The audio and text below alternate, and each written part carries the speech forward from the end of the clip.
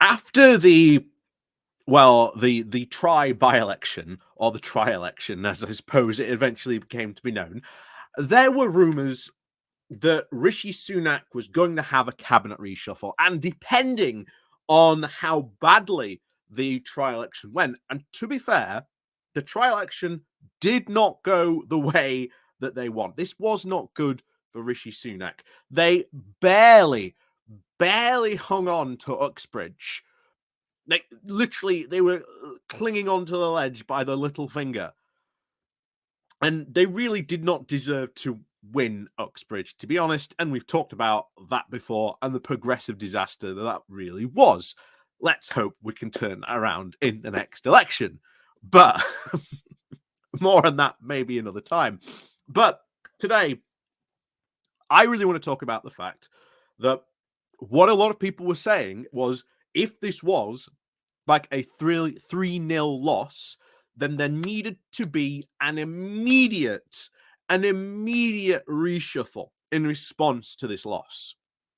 And it needed to happen very, very quickly. However, that's not what happened. It was a 2-1 loss to the Tories, trying to spin it as some sort of fantastic win, when in reality it was very, very much the tipping point of the disaster of a 3-0 loss. So why now? And why particularly in September? There's a lot of people that have speculated, including me, that I think now that the Tories are going to try and drag this out for as long as possible.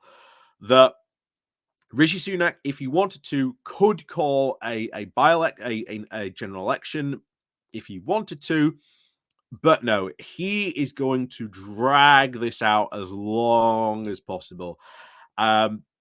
He needs to show some form of competency, some sort of drag the party back from the polls. But to be honest, it's too little, too late by this time. Sunak could have done a lot, really, to restore the party fortunes. He just never has, and we've talked about this countless times.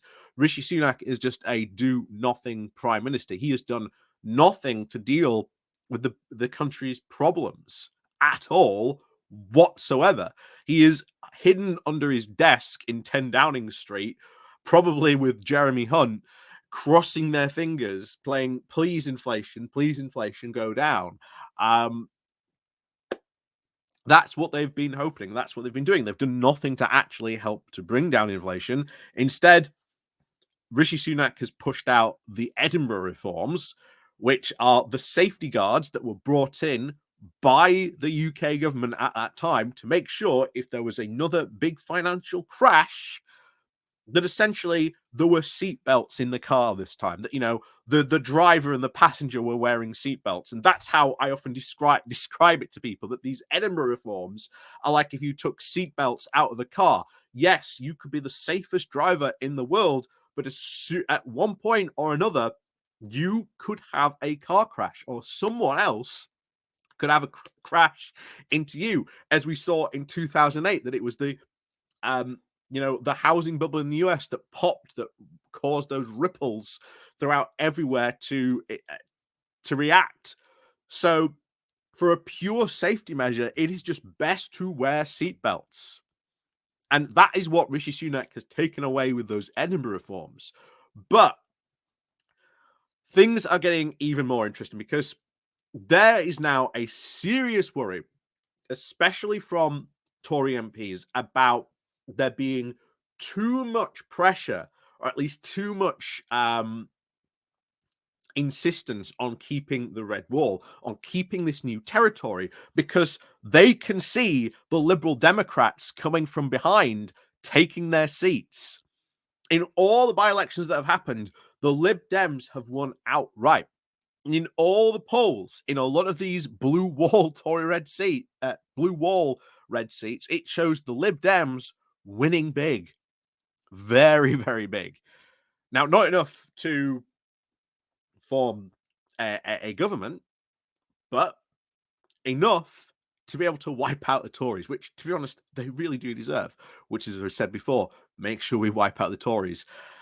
And this as I suspected, eventually would become a internal fight between different factions. And it seems we have had a firing of a cannon. Will this be a trigger that causes a civil war? I doubt it. But there are now pushes from, according to this, by some Tories. First of all, get rid of Lee Anderson. I've said before, why on earth is Lee Anderson in such a prominent position within the party? You know, deputy leader of the Conservative Party is a pretty prominent position, and yet for some reason you put Lee Anderson as primarily responsible for helping to sort out election campaigns for the Conservative Party when he is doing all this nonsense that he's not even guaranteed to win his own seat at the next general election. And not just him, but Suella Braverman. And I really question whether Sunak will get rid of Suella Braverman, because it was because of Suella Braverman, allying herself with Sunak and her using her, right-wing credentials to bring over the rest of the right of the party to vote for Sunak, to see off Boris. So I don't know whether he will have the spine to get rid of her, because he certainly has not shown that. He has shown this time and time again when he has had the capability to get rid of people, be it Boris Johnson, Nadine Dorries, even Suella Braverman. Earlier this year, when she went before the National Conservative Conference and said, I am the rightful leader of the next Tory, of the Tory party, nothing was said to her. And yet, there she remains in a highly prominent position. And recently we had the small boats week, which went down as an absolute disaster, probably bigger than the Titanic, continuing with the boats reference. And will he get rid of her? I doubt it, but there are a lot of other Tories that do want her gone. So this was interesting. Some of the comments from Tories that have gone on the record that, shall we say, have not put their names forward to it. So this is what one MP has recently said. He said, the Tories don't get elected on touchy-feely stuff. They get elected on competence. Bear in mind, the Tories have had 13 years in power. It doesn't really seem to say that they've had, shall we say, too much good confidence or even competence during that time. But he continued to say, and we are not showing the competence, and we are not showing the vision. He has got to start promoting competence. You can't be having a government made up of fashion statements.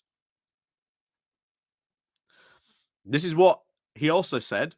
He said, the Redwall Dheads, again, can't say it, YouTube, etc., but you know what that means, such as the Deputy Chairman, Lee Anderson, who are playing to the Farage wing of the party to lose their job, and not at least to give them a chance on focusing to try and keep their own seats.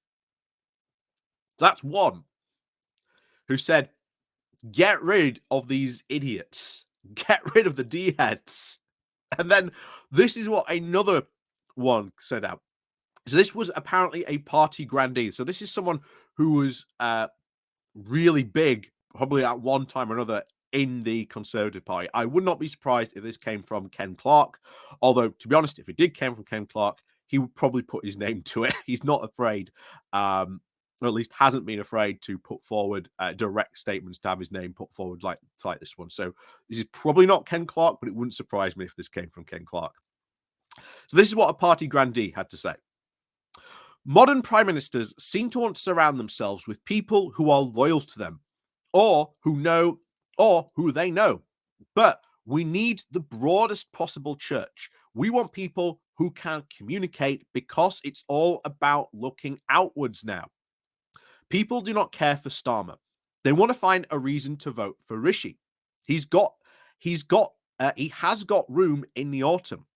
To reinvention while in government is perfectly possible. And there is no reason why we can't do it again. As always, we have less time than we realize, but 15 months to the election is a long time in politics. Ministers need to be able to persuade voters the country is not broken, the MP warned.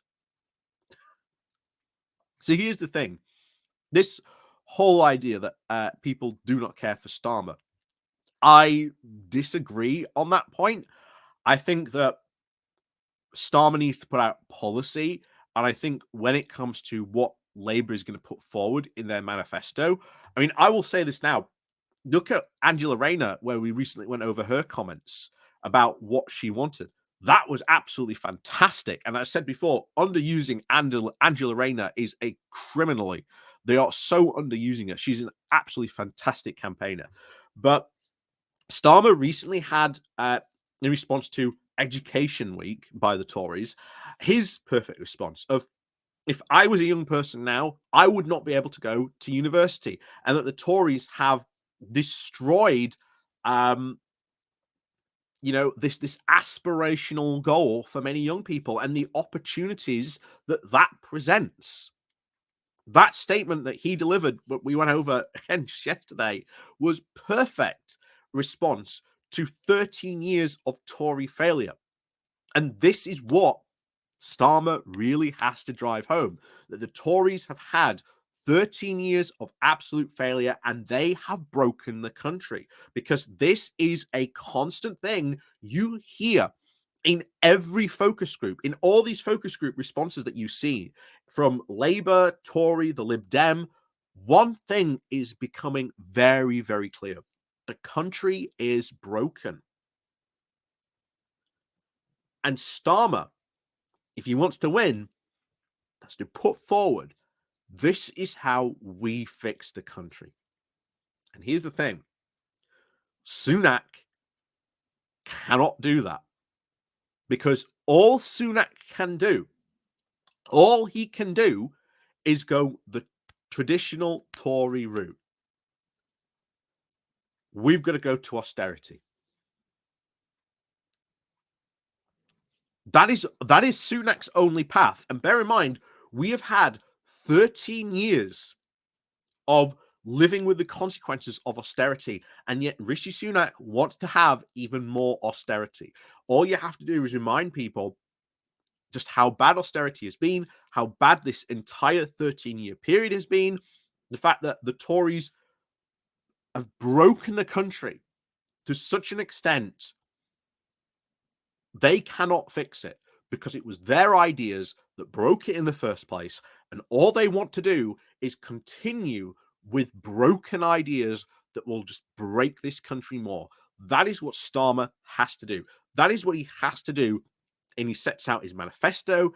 And I do believe this absolute beating that the Tories are going to take, where we can have this progressive majority in the Labour Party, not only just in the Labour Party, but in the Lib Dems as well, that we can get done a lot of stuff. Because if you break the Tory party so significantly at the next general election, they ain't coming back for at least a decade, if not more than that. So you do not have to worry about the Tories for at least a decade. That's the message I keep on continuously wanting to spread. The only way you do that, by the way, vote tactically, vote Labour, vote Lib Dem. And like I say, there are tactical voting maps out there. You can just look up UK tactical voting. You can find it very, very easily. And it will say, this is, go say where you live, this is who you want to vote. So we'll see. But there is a reshuffle incoming, and we'll see who gets shuffled out. But I don't think Suella Braverman is going. I do not think Suella Braverman going, because she is key to the support of that hard right wing that Rishi Sunak relies on being a stable government.